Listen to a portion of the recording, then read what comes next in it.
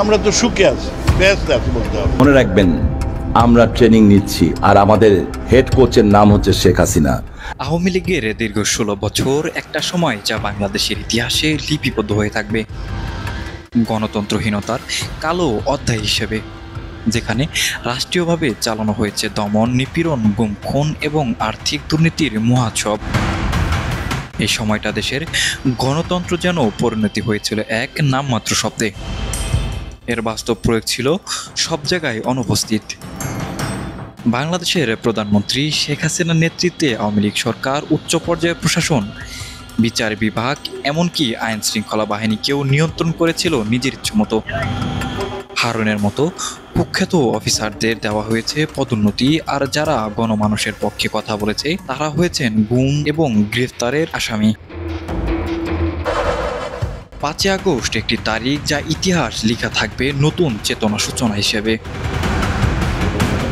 এই দিন থেকেই শুরু হয় গণ অভ্যুত্থানের ঝড়। আওয়ামী লীগের বহু নেতাকর্মী তখন থেকে নেপথ্য সরে যায়, কেউ কেউ দেশ ছাড়ে, কিন্তু প্রশ্ন থেকে যায়, এই 16 বছর যারা দেশের সম্পদ লুটে নিয়েছে, যারা মানুষের অধিকার কেড়ে নিয়েছে, তাদের বিচার কোথায়? এখন সময় এসেছে দেশের জনগণের জবাব চাওয়ার। সাধারণ মানুষ এখন চাই শেখ হাসিনা সহ ডিবি হারুন, ওবায়দুল কাদের এবং আওয়ামী লীগের সংশ্লিষ্ট সকল ব্যক্তি অপকর্মের বিচার হোক এবং তাদের জনসম্মুখে কঠোর শাস্তির সম্মুখীন করা হোক। শুধু কঠোর শাস্তি নয়, জনসম্মুখে তাদের ফাঁসির কাঠগড়া কার্যক্রম করা হোক। সবার আগে চিন্তা করলো শেখ হাসিনার সরকার, যাতায়াতের প্রয়োজনে বাংলাদেশের উন্নয়নে পদ্মা সেতু দরকার। এখন প্রশ্ন আপনাদের কাছে, আপনি দেশের নাগরিক হয়ে কি চান?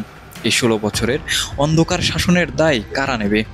শেখ হাসিনা সহ অপরাধের জড়িতদের শাস্তি হওয়া উচিত কিনা? কমেন্টে জানিয়ে দিন আপনার মতামত। কারণ আমি তো বাবা মা সব হারিয়েছি, আমি তো জানি বাবার ব্যথা কত কষ্ট। এই ছিল আজকের প্রতিবেদন। আমরা ফিরে আসবো আরও তথ্য, ভিডিও অনুসন্ধান নিয়ে। সত্য বলতেই আমাদের কোনো ভয় লাগে না। প্রতিনিয়ত রাজনৈতিক এবং দেশের সকল খবর পেতে আমাদের চ্যানেলটি সাবস্ক্রাইব করবেন। ভিডিও ভালো লাগলে অবশ্যই লাইক কমেন্ট করে আমাদের পাশেই থাকবেন। Jamuna TV, news desk, Dhaka.